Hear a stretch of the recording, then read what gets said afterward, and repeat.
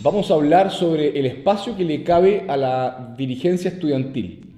Y antes que todo, quiero señalar dos extremos que son igualmente nocivos para la verdadera representación estudiantil. El primero de ellos es un vicio por defecto, la ausencia total de pronunciamientos y de ideas en un proyecto universitario. Muchas veces esto se disfraza mediante una falsa democratización, en donde se vota por asamblea y terminan ganando las posiciones populares y no las convicciones por las cuales se funda el proyecto. Hay que entender que los proyectos de federación o centros de alumnos o cualquier otro siempre deben tener una razón de ser y un objetivo que cumplir. Porque si bien la misión de toda orgánica estudiantil debe ser el bienestar y la debida representación de sus compañeros, no se debe intentar esconder la falta de ideas y las posiciones debajo de la mesa. Es una falta de respeto a los votantes y a ustedes mismos. Y el otro extremo que se debe evitar a toda costa es el vicio por exceso.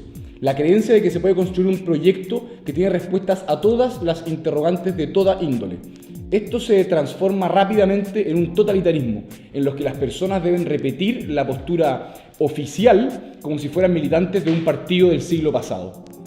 El gremialismo, en este sentido, toma una posición tal vez intermedia.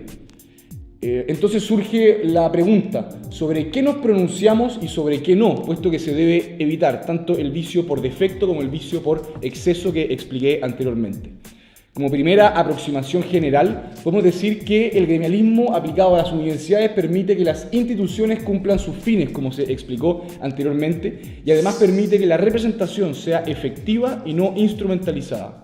Cualquier representante estudiantil podrá pronunciarse, entonces, en todas las materias en las cuales se pronuncie su propia universidad. Esto es de carácter evidente, y un ejemplo concreto de esto puede ser, por ejemplo, el tema del aborto en la Universidad Católica, el conflicto mapuche, por ejemplo, en alguna universidad de la región de la Araucanía, algún conflicto minero en alguna universidad del norte, o el ecosistema marino en alguna universidad que tenga alguna postura en ese sentido.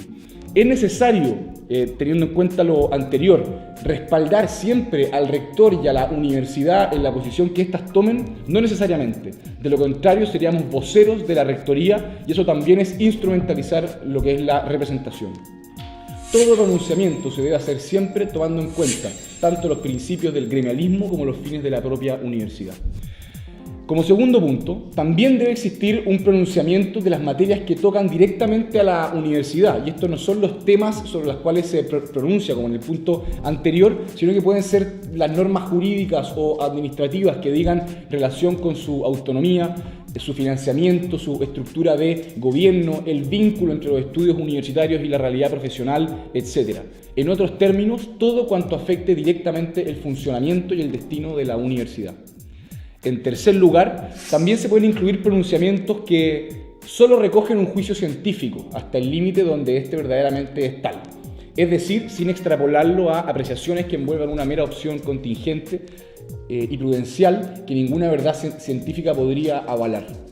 Y finalmente, pero no menos importante, la defensa y la promoción de la dignidad humana y de los principios expresados anteriormente, que son los principios del gremialismo y que son finalmente los fundamentos de una sociedad libre, porque forma parte del derecho y del deber de toda sociedad intermedia que aspire a su propia autonomía, libertad y riqueza creadora.